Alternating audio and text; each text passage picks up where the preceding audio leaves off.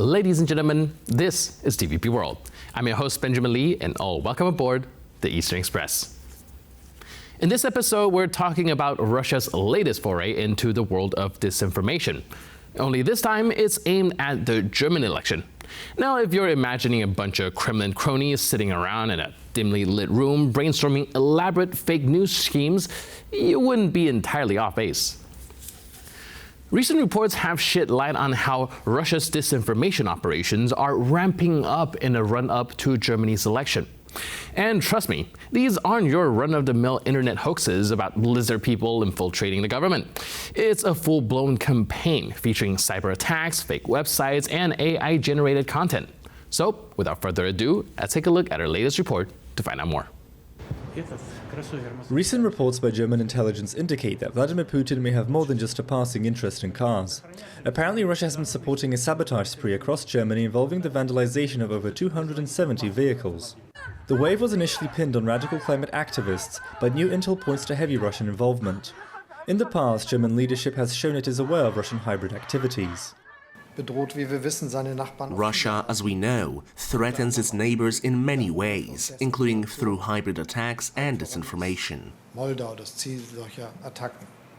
Russia has been ramping up such operations since it invaded Ukraine in 2022. Another recent example was a case of courier parcels catching fire in various European countries. This was allegedly a test run for a wider operation meant to target cargo planes bound for the US. German media say that the car vandalization spree was carried out by young men from countries like Serbia or Germany itself. Russian operatives often recruited them through various social media messaging apps, offering up to €100 per vehicle. This development coincides with the upcoming German snap election scheduled for February 23rd.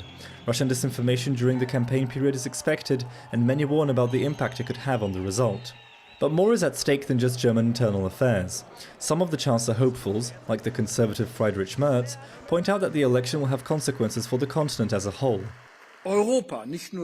Europe, not just Germany, Europe must finally grow up, and above all, Europe must finally grow up in terms of security policy. German society is currently heavily divided. This election more so than usual. Protests against the far right are widespread. It is clear that Germany has become a fertile ground for Russia's propaganda machine to nudge one way or the other. And now let's take a look at the issue in greater detail. Now, it's no secret that democracy is delicate, like a house of cards built on a foundation of trust. So when you introduce Russian disinformation into the mix, that foundation may start to crumble. Russia's efforts aren't just about throwing out a few misleading tweets onto social media to see what sticks. They're strategically boosting far-right narratives and discrediting political opponents. Think of it as a digital guerrilla warfare where the insurgents are armed with bots and fake news, the kind of elaborate online campaigns that make you question whether your For You page is really just a Trojan horse. Now, these efforts are not exclusive to Germany alone, but are part of a broader strategy to undermine trust in democratic institutions across Europe. In a time when the truth sometimes seems to be on life support, Russia's tactics are a grim reminder that the enemy isn't just out there. It's online, masquerading as your friendly neighborhood news source. Picture this. Sophisticated fake websites that mimic legitimate news outlets, churning out articles that can be very convincing while staying outrageous. And what's the end game? Not merely to sway an election, but to fracture public discourse. When citizens can't tell fact from fiction and every headline is a potential fake, trust wanes among people, which is exactly what Russia seems to be banking on. Cyber attacks are real and present a serious danger. German authorities have been scrambling to bolster their defenses, setting up task forces and cybersecurity units. But while cybersecurity experts are busy patching holes in their digital dam, Russian operatives are busy flooding the internet with a barrage of disinformation. But what truly boggles the mind is the technology behind these operations. AI-generated content, deepfakes, and automated bots now have the ability to mimic human behavior online. In this digital arms race, the line between reality and fabrication becomes perilously thin. Imagine a scenario where even your smart fridge might start posting conspiracy theories about climate change. The technology exists and is being weaponized on an unprecedented scale. The takeaway from all of this is that we need to wake up and smell the rat. We're living in an age where every click, every share, every like could potentially contribute to a larger insidious agenda. In this battle for truth, ignorance isn't a bliss. It's the ammunition that fuels the enemy. Critical thinking, media literacy, and a healthy dose of skepticism are our best weapons against these digital deceptions. And if there's one thing we've learned from recent years, it's that truth is under siege, especially when Russia is involved. And now, here to shed more light on the issue is Piotr Andrzejewski, Chief Analyst, Institute for Western Affairs. Hello, sir, and welcome to Eastern Express. It's a pleasure to be here. So today we are trying to discuss how entrenched Russian disinformation and propaganda efforts is when it comes to the Western world. Now, we do know that Germany will be looking down at an election real soon. And do you think that the attempts of influencing the election is already taking place, and to what extent are we looking at? Well, obviously, I can confirm that there is a foreign interference into the election in ongoing election in Germany, coming not only from the east but also from the west. We have the richest man in the world, Elon Musk, interfering and openly supporting the far right party Alternative für Deutschland. This is a support, unexpected, surprising development that is being used by the AfD to actually explain, look at us now, we are supported by the Americans, we are not so pro-Russian actually. So this is actually a very interesting dynamic in the last weeks of the German election. But obviously there is Russian disinformation, Russian interference every time when there is an incident that involves a migrant, a knife attack, for example. Already there are bot accounts or troll accounts active in the internet, on the social media, on Twitter, on Instagram, on Facebook, posting their narrative, trying to undermine the faith in democracy and the democratic system in Germany. This is the baseline of Russian propaganda in Germany, is to show that the democratic system of the West is ineffective. And it's trying to use every single opportunity it can, but at the same time, since the full-scale Russian invasion on Ukraine, this type of propaganda became a little bit less effective. We could still see in the polls that more than half of the German population, around 54 to 56%, is in favor of supporting Ukraine, and the anti-Russian sentiment is on the rise. It's not on decline; it's on the rise actually. Even if we look at the political developments and the rising popularity of the Alternative für Deutschland or the far left party, the Bündnis Sarah Wagenknecht, the Union of Sarah Wagenknecht, which has also some pro-Russian stances, it still constitutes around 1/4 of the German population, and not all of them are voting for these parties because of the Russian propaganda. It's also more of the internal issue, the problem with the economy. Germany had an economic recession for the last 2 years in a row, and there's a high probability they will enter recession this year as well. And obviously, this will be used by the Russians as well to undermine the faith in the German state.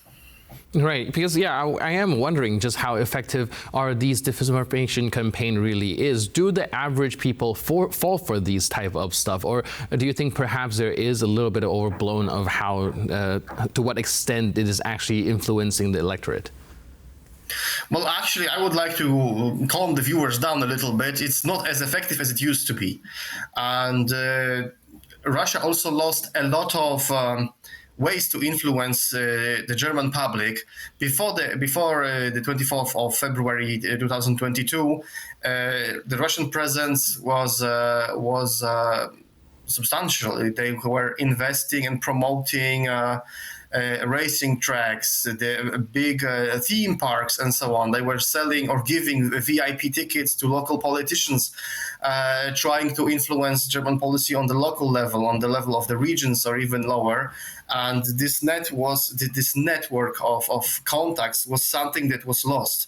by the Russians, and therefore their way to influence the German population diminished. Obviously, they are trying to use the social media, but it's not like it's not like this problem is not being noticed by the German politicians. If we look, for example, at the so-called Sofort program, so the immediate program of Friedrich Merz from the Christian Democratic Union, the person who's most probably will become the next chancellor of Germany. One of the key points of his this immediate program, the Sofort program, is to force internet providers to store IP addresses, because they want to combat disinformation much more actively.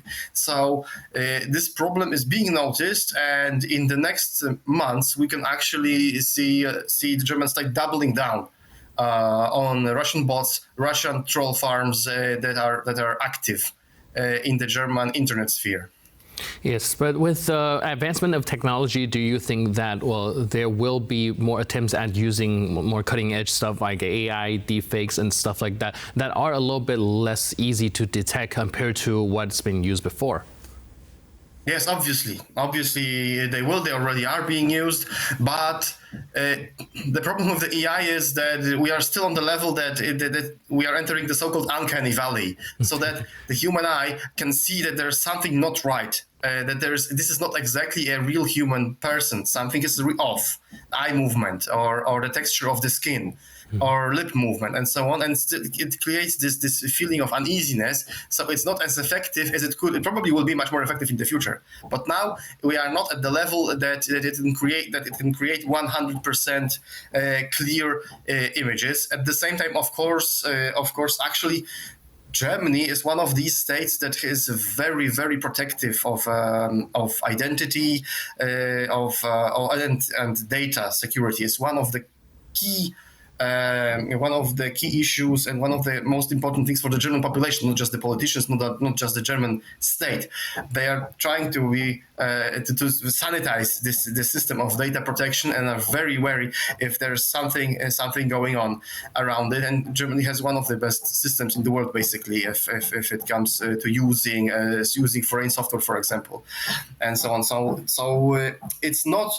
Of course, there are some minor instances of using new cutting-edge technology, but it's not yet there. It's much simpler for them to simply spam forums of traditional media after a topic of their interest, and trying to sway the general public this way, than using a fake video with AI, for example, of Chancellor Scholz saying something that they want them to say. Right. There's also information about how Russia does have an outsized influence in Africa, and using their media actually to try to push some information from media outlets in Africa. Do you think those are ground for concern when it comes to these election cycles, or do you think perhaps these is just pretty much an afterthought? I guess it will be an afterthought. It will be an afterthought. It will not be that influential in Germany. The media market in Germany is very robust. It's safely and it is actually a very well-developed system of information circulation. And even if there are attempts made by the Russians to try to influence the media, they are under constant watch of the German security services. We have, for example, the newspaper Compact. Yes, the one that is tied to the AfD, which obviously promotes also some pro-Russian narratives. And if we can look to the southern neighbor of Germany, Austria, when the Russian influence is even stronger, and even there, the attempt to buy a certain media outlet, it caused the collapse of the government in 2019, for example. Yeah, when the Vice Chancellor Hans Christian Strache was being recorded when talking with a representative of one of the Russian oligarchs, for instance. So it's not as easy. It's not that easy to influence traditional media.